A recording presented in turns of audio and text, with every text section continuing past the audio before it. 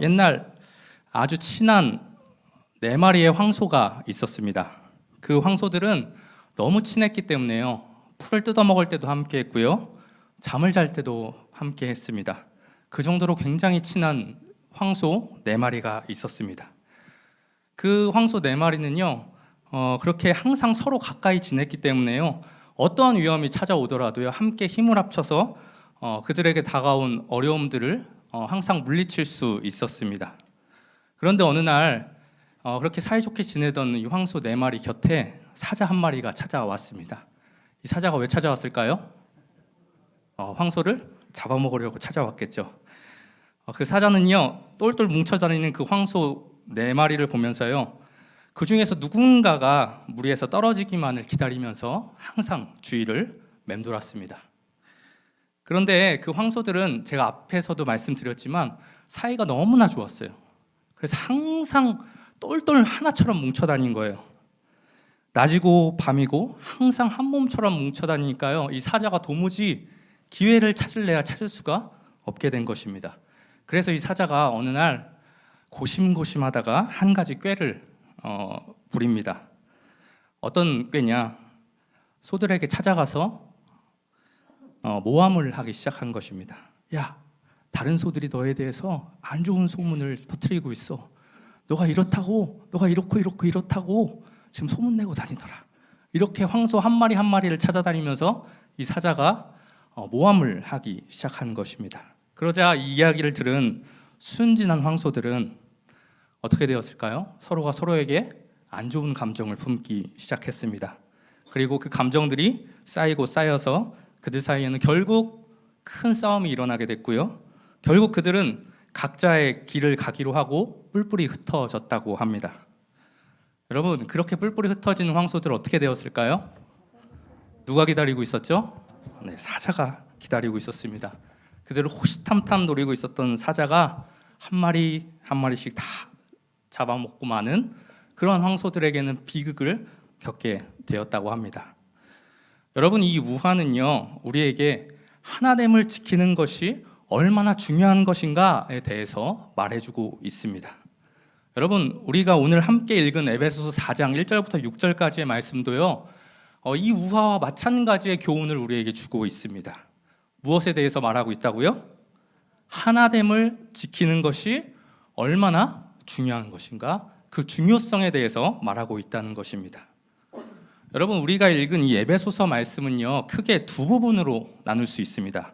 먼저 전반부인 에베소서 1장부터 3장까지는요, 성도의 구원과 교회 공동체에 대한 교리에 대해서 설명을 해줍니다. 그리고 4장부터 6장까지는요, 그러한 교리적인 가르침을 받은 그리스도인들이 삶의 현장에서 실질적으로 어떤 모습으로 살아가야 하는지에 대해서 가르쳐주는 말씀이 나오는 것이 바로 4장부터 6장까지의 말씀인 것입니다. 그래서 흔히 에베소서 1장부터 3장까지를 뭐라고 말하냐면 교리편이다라고 이야기를 하고요, 4장부터 6장까지를 실천편이다라고 이야기를 합니다. 그래서 여러분, 오늘 본문이 어디였죠? 4장 1절이죠. 그러니까 이제 뭐가 시작되는 부분인가요? 실천편이 시작되는 부분입니다. 그래서 여러분, 4장 1절 말씀을 보면 처음에 뭐라고 하면서 시작을 하나요? 그러므로 라고 말하면서 시작을 합니다. 그러니까 이 말은 뭘까요? 우리가 앞에서 살펴봤던 1장부터 3장까지의 내용들에 대해서 이제 정리하고 마무리를 짓고, 그렇다면 이제 우리가 1장부터 3장까지 배운 내용들을 어떻게 삶 속에서 실천할 것인가에 대해서 말하겠다라는 것을 지금 이야기하고 있는 것이죠. 그러면 여러분, 오늘 본문에서 이 바울은요, 우리가 어떠한 삶을 살아야 한다고 말하고 있을까요? 우리 오늘 본문 1절부터 3절까지는 이렇게 말합니다. 우리 1절부터 3절까지의 말씀 우리 같이 한번 읽어보도록 하겠습니다. 우리가 어떠한 삶을 살라고 말하는지 그것에 유념하면서 한번 읽어보도록 하겠습니다. 시작.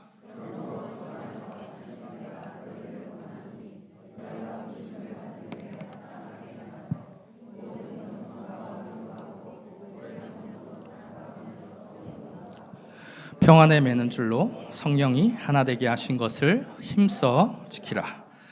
여러분, 아주 길게 얘기했지만 결론은 간단하죠. 어디가 핵심인 것 같으세요, 여러분? 3절 말씀. 평안에 매는 줄로 성령이 하나 되게 하신 것을 힘써 지키라. 여러분, 이것이 오늘 말씀의 핵심입니다. 그렇습니다, 여러분. 구원받은 성도들이요, 제일 먼저 가장 중요하게 실천해야 할 첫 번째 목록이 있다면 그것이 무엇이냐? 하나님이 하나 되게 하신 것을 힘써 지키는 것이다 라는 것입니다. 그런데 여러분, 우리는요, 이 문장을 좀 더 자세히 볼 필요가 있습니다. 바울은 하나가 되기 위해서 힘쓰라라고 말하지 않습니다. 뭐라고 말합니까? 하나 되게 하신 것을 힘써 지키라라고 말합니다. 여러분, 미묘한 차이긴 한데요, 이 두 문장은 분명히 다른 의미를 가지고 있습니다. 바울이 만약에 너희가 하나 되기 위해서 힘쓰라라고 말했다면 이 말은 어떻게 해석될 수 있을까요? 아직 우리는 하나인가요? 하나가 아닌가요? 하나가 아니죠. 그렇게 이제 하나가 되기 위해서 힘써야 한다라고 해석할 수 있겠죠. 그렇지만 바울은 그렇게 말하지 않았습니다. 뭐라고 말했습니까? 하나 되게 하신 것을 힘써 지키라라고 말했습니다. 그러면 이 말 뜻은 무엇인가요? 이미 우리가 어떠한 존재라고요? 하나 된 존재다라고 말하고 있는 것입니다. 그렇기에 이제 하나가 되었기에 더 나눠지지 않도록 힘써야 한다라고 말하고 있는 것이죠. 그렇습니다, 여러분. 여러분, 우리는요 이미 하나예요. 여러분, 그리스도께서 화목제물이 되셔서요 하나님과 우리 사이가 하나가 되었습니다. 우리와 다른 사람들, 옆에 계신 분들과요 하나가 되게 하셨습니다. 그리스도께서 이미 그 사역을 다 완성하셨습니다. 그렇게 우리는 주 안에서 어떠한 존재들인가요? 이미 하나 된 자들이라는 것이죠. 옆에 계신 분, 여러분 한번 얼굴 보세요. 여러분들과 어떻게 좀 긴밀한 사이가 있으신 분이신가요? 옆에 계신 분이요 나하고 아무 상관이 없다고 생각된다 할지라도요, 여러분 성경은 그렇게 이야기하고 있지 않아요.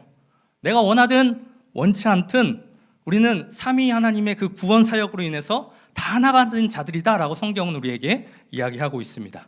그래서요 오늘 본문 4절부터 6절까지의 말씀도 보십시오. 뭐라고 이야기하는지 우리 같이 한번 읽어볼까요? 4절부터 6절까지의 말씀 한번 읽어보겠습니다. 시작.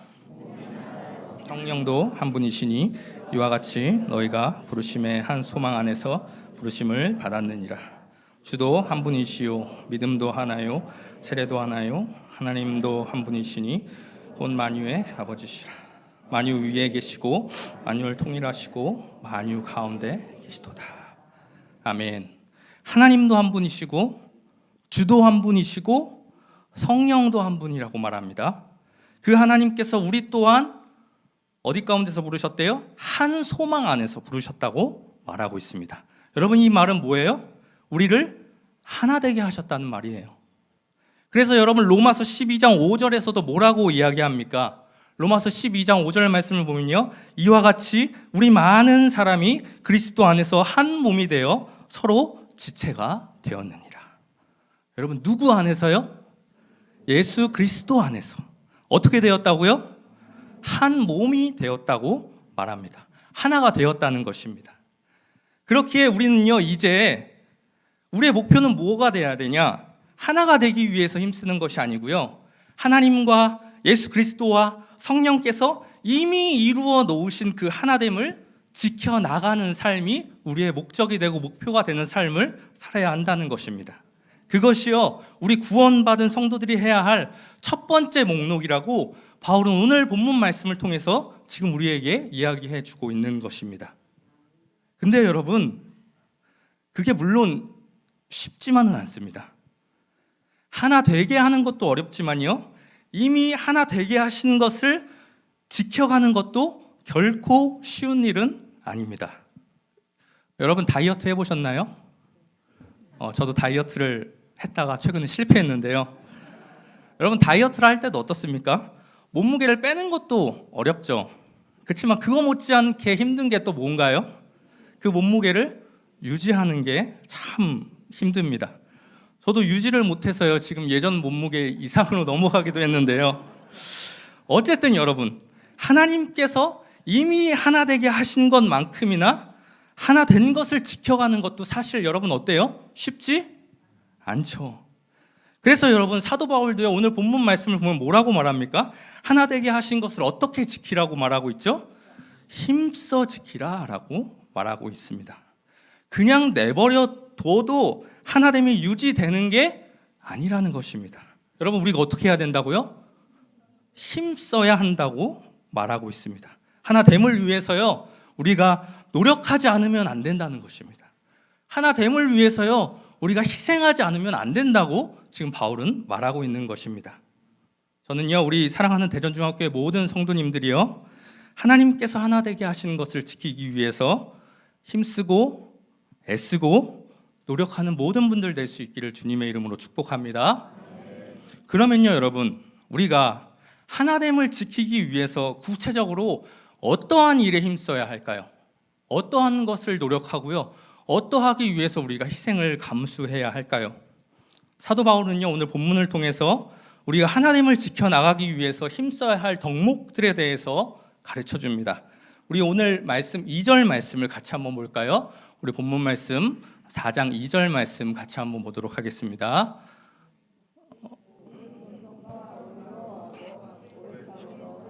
사랑 가운데서 서로 용납하고, 우리 다시 한 번만 읽어볼까요? 시작. 모든 겸손과 온유로 하고 오래 참음으로 사랑 가운데서 서로 용납하고. 우리가 하나님께서 하나 되게 하신 것을 지키기 위해서 어떠해야 한다고 말합니까? 겸손해야 한답니다. 온유해야 한답니다. 오래 참고요, 용납해야 한다고 말합니다. 이 네 가지 덕목이요, 우리 안에서 조화롭게 자리 잡고 있을 때 우리 공동체의 하나됨을 우리가 지켜나갈 수 있다고 바울은 이야기해 주고 있습니다. 그러면 여러분, 우리 하나씩 좀 살펴보도록 하겠습니다. 여러분, 먼저 우리는요, 무엇보다도요, 겸손해야 합니다. 여러분, 이 겸손이 하나됨을 지키는데 중요한 덕목 중에 하나입니다. 여러분, 겸손이 무슨 뜻인가요? 남을 나보다 낮게 여기는 것, 나 자신의 자리를 낮추는 것을 의미합니다. 그러면 겸손의 반대는 뭘까요? 겸손의 반대는, 그렇죠, 교만입니다. 교만은 겸손과 반대죠. 남을 낮추고 나를 자기 스스로 높이는 것을 교만이라고 말합니다. 난 너희들과는 달라, 난 너희들과는 다른 존재야, 이렇게 공동체 안에서요, 층을 나누고 편을 가르는 것, 여러분, 이것을 성경은 뭐라고 이야기하고 있냐면요, 교만이다라고 이야기를 합니다. 여러분, 이 교만의 시작이 어디입니까? 누구로부터 교만이 시작됐죠? 이 교만은 사탄으로부터 시작이 됐습니다. 그런데요, 여러분, 이 사탄은요, 지금도 이 교만을 통해서요, 거룩한 하나님의 공동체를 분열시키고 있습니다. 그리고 사람들을요, 충동질하고 있습니다. 우리로 하여금 교만해지도록 만들어가고 있다는 것입니다. 여러분, 2000년의 역사 속에서 교회 안에는 이러한 교만했던 사람들이 공동체를 쪼개고 가르고 분열시켜 왔습니다. 자신을 높이고자 자신의 의견을 절대화하고 남의 의견들을 무시합니다. 그런 사람들이 나타날 때마다 어떠했습니까? 역사적으로 공동체의 평화는 항상 위협받곤 했습니다. 그래서 성경은 우리에게 뭐라고 권면합니까? 뭐라고 명령합니까? 구약부터 신약까지 시종일관 우리에게 계속해서 교만한 마음을 품지 않도록 주의하라 라고 우리에게 계속해서 명령하고 있는 것을 우리가 발견할 수 있습니다. 그러므로요, 여러분, 우리는 우리 자신을 끊임없이 돌아봐야 합니다. 왜냐하면 처음부터 교만한 사람이 따로 있는 게 아니고요, 우리 모두가 다 그럴 가능성을 품고 있는 그러한 자들이기 때문에 그렇습니다. 누구라도요, 조금만 방심하면요, 어떻게 되나요? 목에 힘이 들어갑니다. 다른 사람들보다 내가 그래도 좀 낫지, 이런 생각이 우리 마음 가운데 찾아오게 된다는 것입니다. 그러므로요, 여러분, 나 자신을 날마다 돌아보면서요, 하나님의 은혜 없이는 저는 한순간도 살 수 없는 그러한 연약한 존재입니다 라고 고백하면서요, 항상 겸손하기를 힘쓰시는 저와 여러분 될 수 있기를 주님의 이름으로 축복합니다. 두 번째로 우리는 하나님께서 하나 되게 하신 것을 힘써 지키기 위해서 두 번째 뭐였죠? 네, 그렇습니다. 온유해야 합니다. 그런데 여러분, 우리가 보통 온유에 대해서 참 많은 오해를 하고 있습니다. 여러분, 온유하면 좀 어떤 이미지가 떠오르시나요? 부드럽고 순한. 네, 좋게 말씀해 주셨는데요. 사실 우리는 이 온유하면 좀 연약한, 좀 나약한 그런 이미지를 좀 떠오르곤 합니다. 하지만요, 여러분, 이 온유라는 단어의 원어를 좀 살펴보면요, 이 연약함의 이미지와는 전혀 다른 뜻을 가지고 있다는 것을 우리가 발견할 수 있습니다. 본래 이 온유라는 단어의 뜻은요, 무엇이냐면요, 강력한 힘이나 격한 감정들이 철저하게 다스려져 통제되고 있는 모습, 이것을 온유라고 말합니다. 힘이 제어되는 것이 성경에서는 온유다라고 말하고 있다는 것입니다. 여러분, 좀 이해가 안 가시죠? 그래서 쉽게 좀 예를 들어 설명하도록 하겠습니다. 아주 사나운 야생마가 한 마리 있다고 한번 생각을 해 보십시오. 원래 이 말은요, 굉장히 사나운 말이에요. 야생마 여러분 보셨는지 모르겠습니다. 저도 못 봤는데요. 어쨌든 네, 굉장히 사납다고 합니다. 그런데요, 그 말을 잘 훈련시켰더니 훌륭한 준마가 되었다고 합니다. 이때 헬라 사람들이요, 그 말을 보면서 뭐라고 이야기했냐면요, 프라우테스, 이게 온유라는 뜻입니다. 야생마는요, 자기의 힘을 잃어버린 게 아닙니다, 여러분. 그 야생의 힘이 그 안에 여전히 내재되어 있죠. 하지만 어떤 상태요? 온유한 것은 그 힘을 잘 통제하고 있는 것입니다. 여러분, 마찬가지입니다. 우리의 마음속에서 격정이 일어나고요, 힘이 솟구친다고 할지라도요, 이웃의 유익을 위해서, 공동체의 유익을 위해서 자신의 감정과 권리와 기분을 통제할 줄 아는 사람을요, 성경을 뭐라고 이야기해요? 온유한 사람이다라고 이야기하고 있는 것입니다. 여러분, 그러면 온유의 반대는 뭘까요? 온유의 반대는 자기 통제력을 쉽게 잃는 것이죠. 쉽게 자기 감정을 폭발시키는 것입니다. 쉽게 분노하고 신경질 내고 폭발시키는 것, 이것이 온유의 반대라고 말할 수 있습니다. 여러분, 이런 사람들이 공동체 안에 있으면 어떤가요? 공동체가 참 힘듭니다. 웃으시는 분들은 공동체 안에 그런 분들이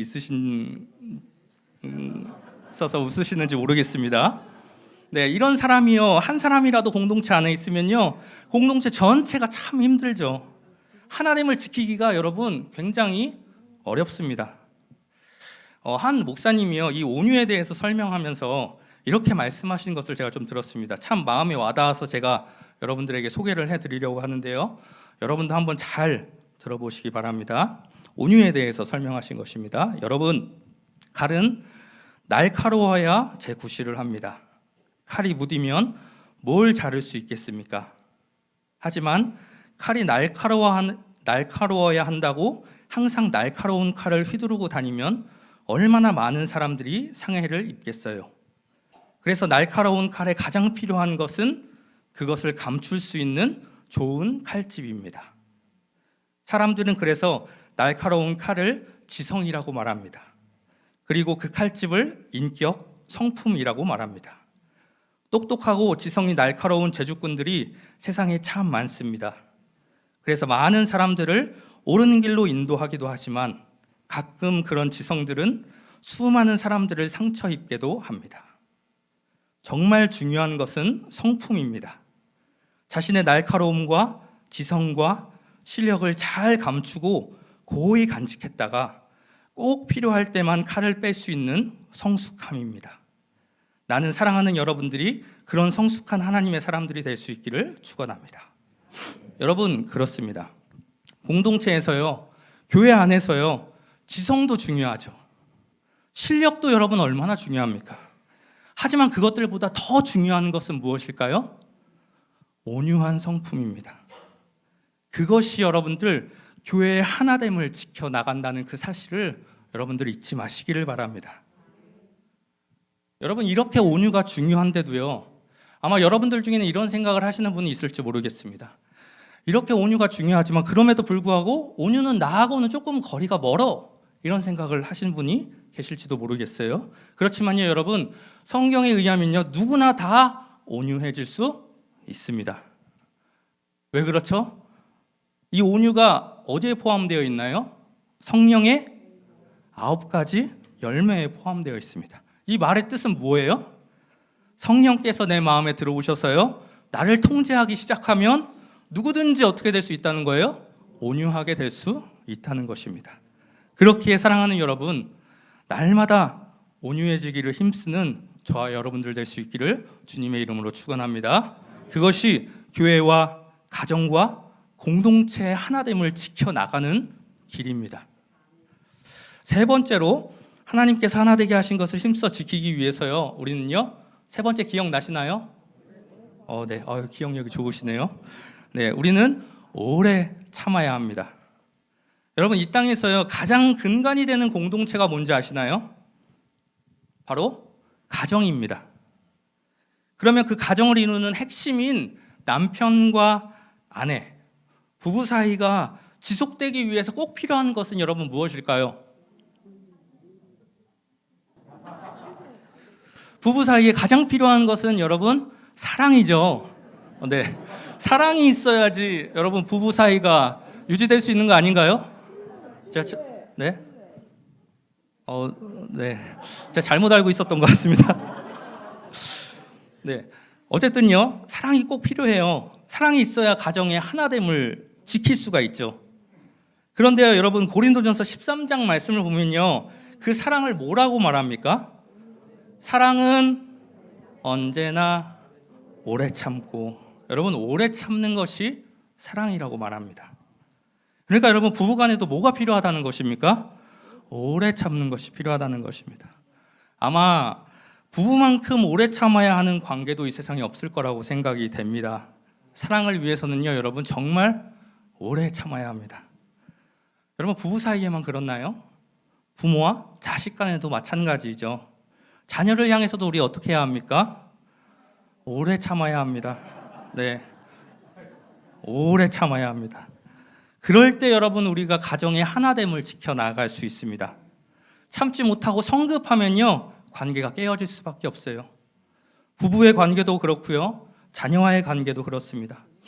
또한 교회 안에서도 마찬가지예요. 여러분, 교회 안에서 형제 자매들과의 관계에서도요 어떻게 해야 돼요? 성급하면 관계가 깨어질 수밖에 없습니다.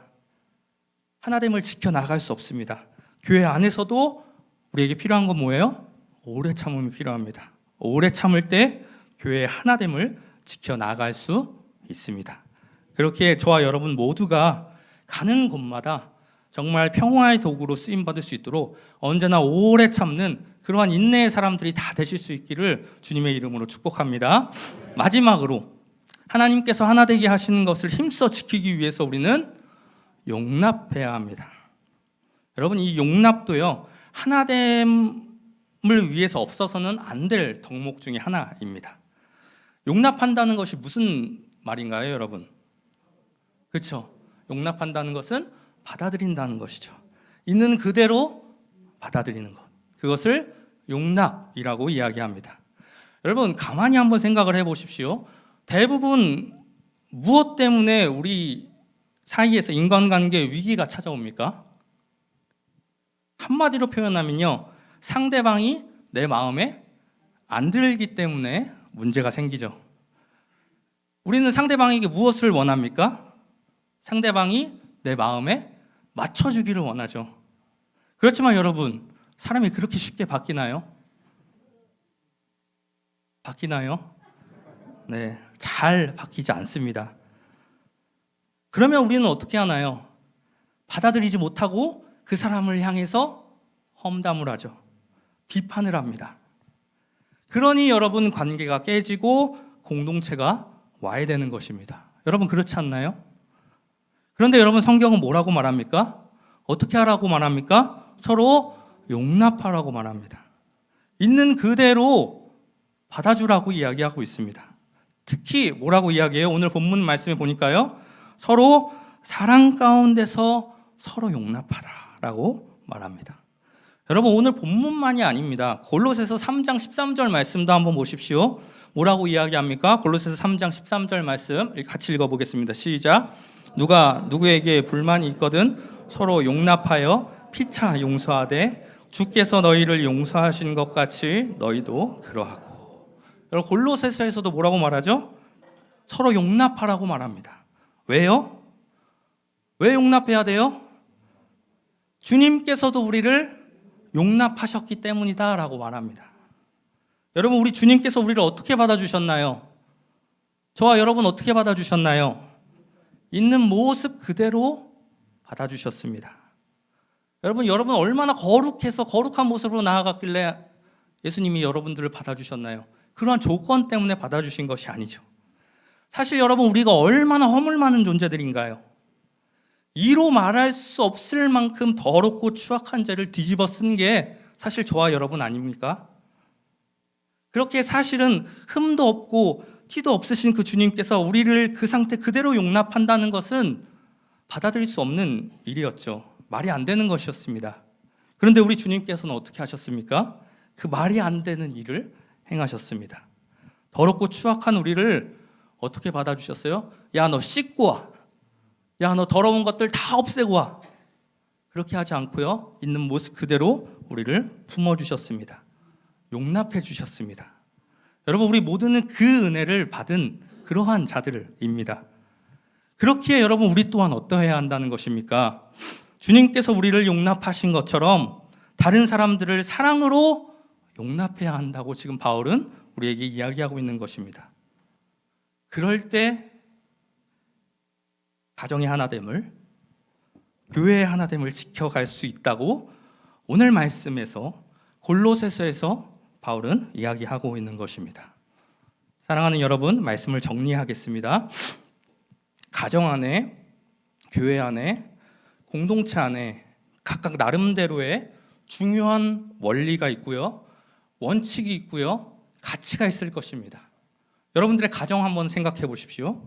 여러분들의 공동체를 한번 생각해 보십시오. 나름대로의 중요한 원리가 있고요, 원칙이 있고요, 가치가 있어요. 꼭 지켜야 하는 것들이 있어요. 그런데요, 여러분, 그 어디에도요, 성삼위 하나님께서 이루신 그 하나됨을 깨면서까지 지켜야 할 원리와 원칙과 가치는 어디에도 없습니다. 우리가 그리스도인으로서, 구원받은 신자로서, 주님의 몸된 교회로서요, 가장 먼저 지켜야 할 것은 하나됨입니다. 그 어떤 원리나 원칙도요, 이것 앞에 서면 안 됩니다. 이것 앞에 앞서면 안 됩니다. 그것을 지금 오늘 본문이 저와 여러분들에게 강력하게 말해주고 있는 것입니다. 그러므로 우리는요, 하나님께서 하나 되신 것들을 힘써 지켜야 합니다. 어떤 희생을 감수해서라도요, 우리는 하나됨을 지켜야 합니다. 하나 되게 하신 가정을 지켜야 합니다.